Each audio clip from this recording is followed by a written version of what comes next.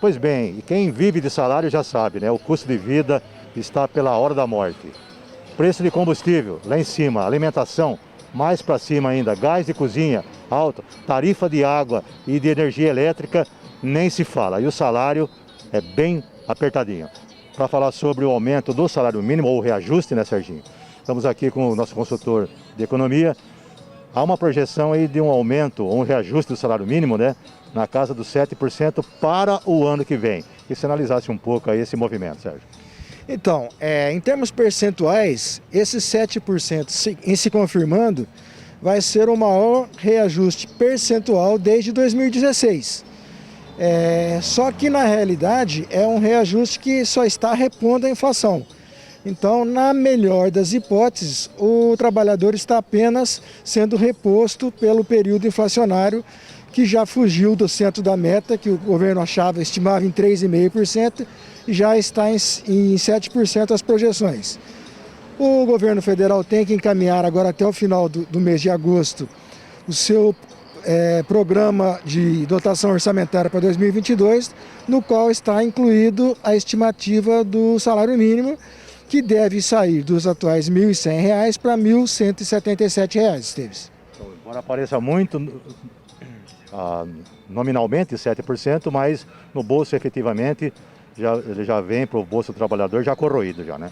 Então, desde o ano de 2020, né, o governo federal aboliu uma postura que vinha sendo feita pelos governos desde 15 anos atrás, em que, além da inflação, em havendo ganho na economia, era repassado isso também para o trabalhador.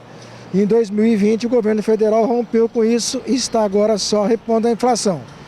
Lembrando que o IPCA, que é o instrumento oficial da inflação no Brasil, ele usa para se chegar aos índices cerca de 425 itens. E que, em sua grande parte, não contemplam a classe menos favorecida. Vamos dar um exemplo. Por exemplo, entra no estudo da inflação o aumento da passagem aérea, do plano de saúde, por exemplo. E a gente sabe, para aqueles menos favorecidos, o que impacta em grande parte no seu orçamento são gêneros alimentícios, que, como você falou, em alguns casos tiveram aumentos acima de 40% a 45% no período.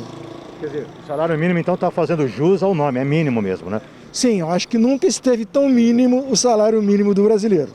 Olha, Serginho, pelos estudos, né, você acredita que qual seria o valor, né, mais justo para um salário mínimo? O DIEESE fala que, em termos assim, de correção pura e simples, o salário mínimo deveria estar na casa de R$ 4.500 a R$ 4.800. Para 1.100, dá para o telespectador ter uma noção de quanto houve de perda salarial ao longo dos anos. Quer dizer, um salário mínimo dessa casa de cerca de 4 mil e poucos reais, ele está muito acima da média nacional, né, de salários do Brasil, né? Sem dúvida, sem dúvida. Seria quase que surreal se falar isso em termos de salário mínimo. Mas que seria justo, que seria a mera correção dos tempos inflacionários do passado. E que daria para cobrir o básico do básico para a pessoa sobreviver, né? Sim, seria pelo menos para se ter uma vida digna, que não é privilégio de ninguém, é uma questão de direito que todo mundo deveria ter acesso a isso. Então, 7%, quer dizer, parece muito, mas no bolso mesmo representa pouca coisa, né? Sim, em termos percentuais pode parecer atrativo, mas em termos reais nada muda no salário do brasileiro. E o argumento de que o salário mínimo corrige também as pensões do INSS? Sim, na realidade o aumento das pensões e aposentadorias do INSS está diretamente ligado ao salário mínimo. Então, segue a mesma proporção. Caso o salário mínimo seja aumentado nos 7%, também implicará esse reajuste para os valores de aposentadoria mais baixos. Lembrando que à medida que a aposentadoria é mais alta, o índice é outro, é o INPC. Então, esse argumento, né, de que o salário mínimo impacta na Previdência também é um dos argumentos que todo governo de plantão alude a ele, né? Ele tem impacto, né? Mas isso não é justificativa para você tolher o poder de compra da pessoa. Porque, na realidade, a aposentadoria é como se fosse uma previdência privada em que você pagou a vida toda para ter aquele direito. Então, se houve mau uso no passado, se houve um direcionamento equivocado, quem não pode pagar a conta é o trabalhador e o aposentado, no caso. Tem defasagem de quem está na atividade, né? E também de quem está inativo, né? Sim, e uma coisa assim, né, pouco inteligente se a gente for ver, né, Esteves? Porque a máquina da economia, ela é alimentada pelo consumo. Se você restringe o poder de compra do cidadão, de certa forma você está travando o desenvolvimento econômico, porque não está havendo um giro na máquina da economia. Uma equação que deveria ser melhor, né?